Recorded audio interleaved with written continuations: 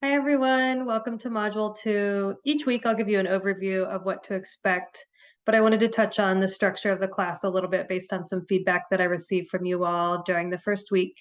So to get started, this week, we'll be covering Chapter 3 and Chapter 4. Please make sure that you check out the syllabus and that it has my name at the top. If you open the course fairly early, you might have opened a different syllabus, and I think that's where maybe some confusion has been caused, but I'll share the syllabus here in just a second. So in chapter 3, you're going to learn about equal opportunity employment and also learn about some of the nation's fair employment laws.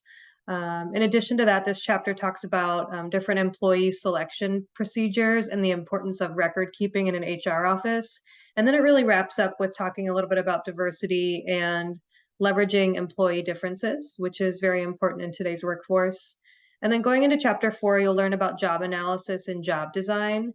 So pay specific attention to what job analysis is and how it feeds into job design, because you'll be asked a question later in this module about that.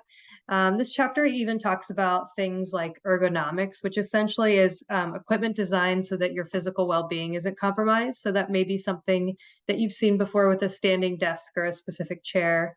So some pretty interesting content that we'll cover this week. So what I'm going to do now is share my screen with you so you can see a couple things. So this is what the syllabus should look like that you see in the course. If you scroll down to what we have going on each week, you should see each of the assignments. So you'll notice that in Blackboard under the weekly information, I'll always list what's due. So I will show you that here as well. And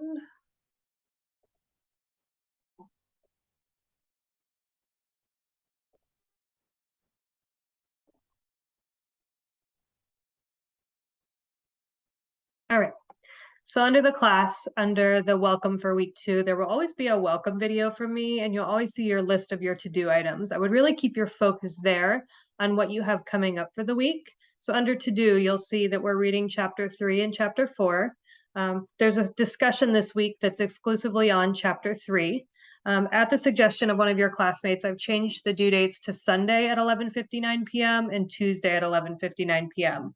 So your initial post will be due by Sunday at 11:59, and you'll need to respond to 2 of your classmates by Tuesday at 11:59.